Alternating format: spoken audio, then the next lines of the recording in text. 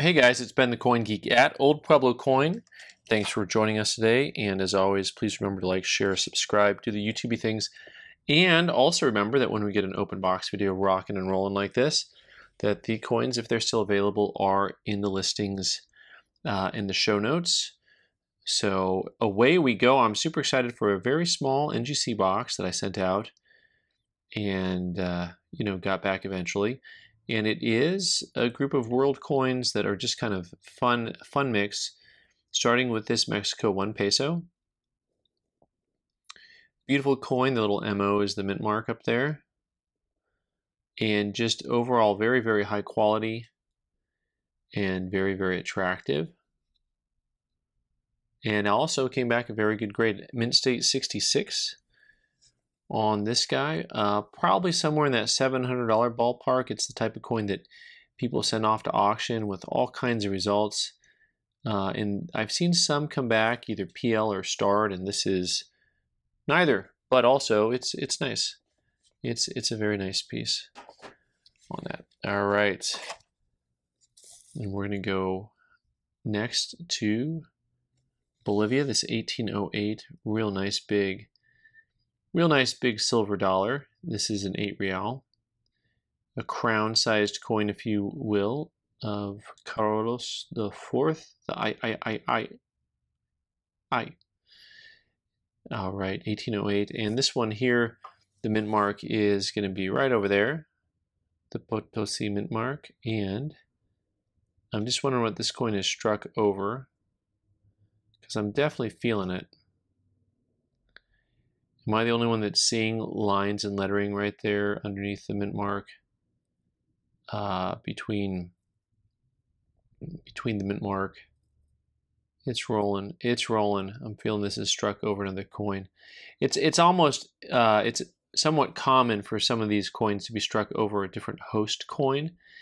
I will say that as much as I was pleased with the first grade on the first coin, and I was pleased being in first grade, actually this is AU Details cleaned, and so unfortunately the cleaning moniker on here kind of hurts a coin that I think is actually just kind of a nice simple coin in high grade. Maybe we'll put this one up for auction. It's I think worth at least a couple $100 as is. To me it's kind of a flip of the coin or a roll of the dice as to whether or not this is the type of coin that you're going to actually call cleaned. I felt like it was a pretty original looking piece actually.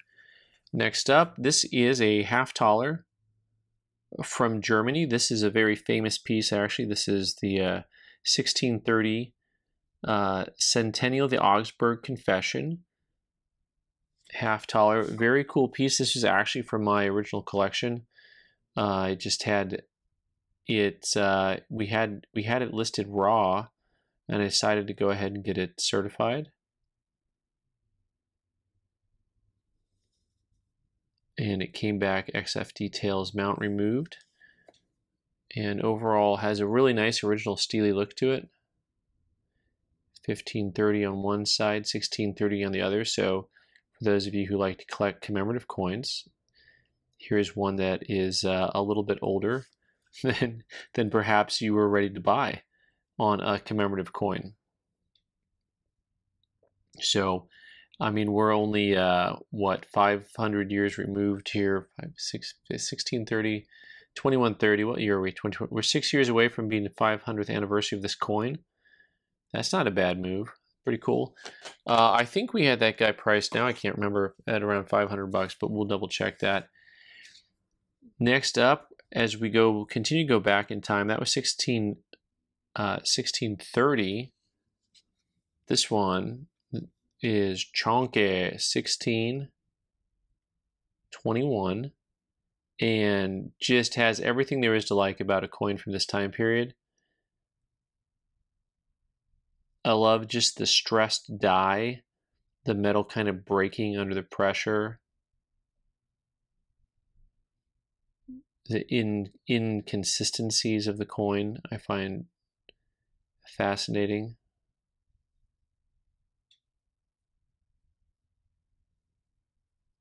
And very, very cool piece.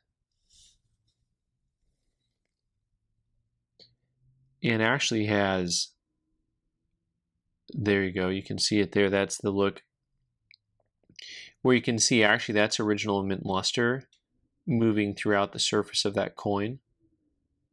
And really cool. The only thing that is this coin doesn't have is a straight grade, as they called it, environmental damage.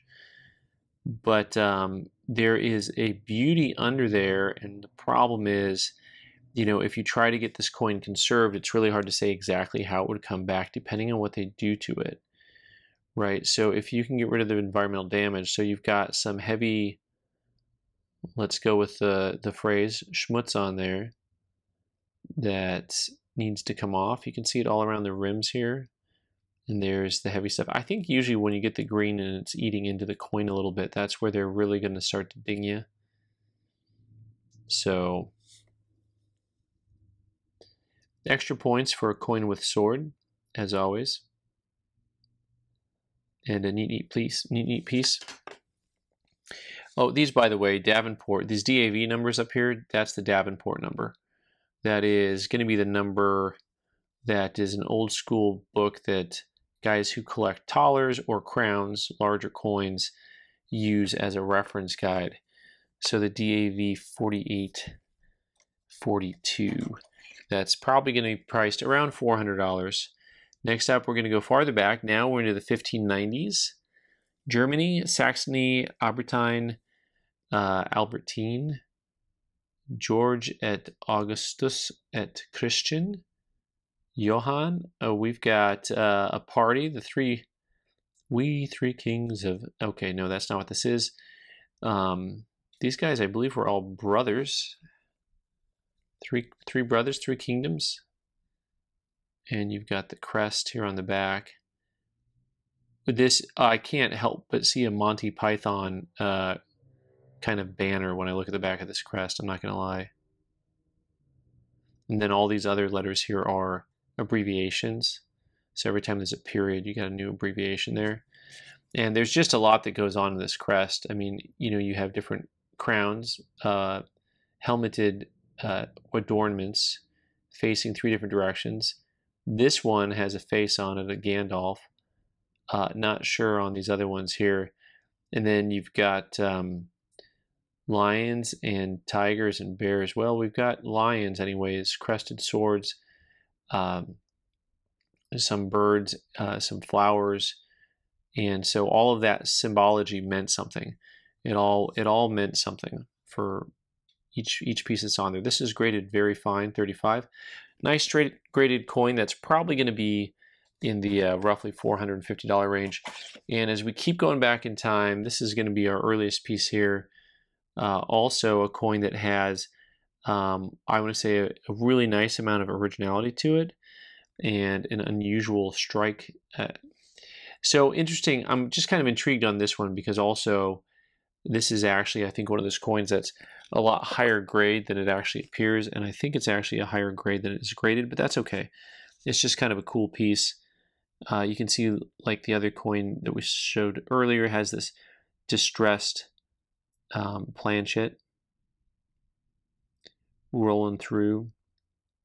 Some pretty high points here on the edges. And there's the date, 1541. What were you guys doing in 1541, huh? Very nice, straight graded VF30. Saxony Ernestine, right? Here we go. Cool piece.